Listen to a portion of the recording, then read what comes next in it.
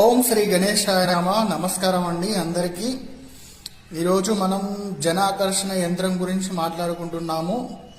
ఇది జన ఆకర్షణ యంత్రం అండి. బరాబర్ చూడండి, ఇగో చూడండి, జన ఆకర్షణ యంత్రం అంటారు ఇది. దీంట్లో అన్ని బీజాక్షరాలు ఉంటాయి. హీం, హ్రీం, హం, సం అనే ఈ బీజాక్షరాలు ఉంటాయి అన్ని. ఇది జన ఆకర్షణ యంత్రం అంటారండి. ఈ జన ఆకర్షణ యంత్రం ఎక్కడ ఉంటే అక్కడ జనాన్ని ఆకర్షించుకుంటుంది. కాబట్టి మనం పెట్టుకోవాల్సింది ఎక్కడెక్కడ అని అంటే షాపుల్లో, బట్టల షాపులో, మీరు ఏదైనా ఒక వ్యాపారం చేసే స్థలంలో ఈ జనాకర్షణ యంత్రం పెట్టండి.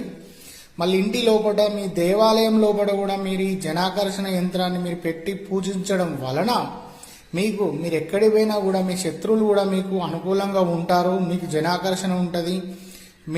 మీరు ఏదంటే అది మీకు జరుగుతూ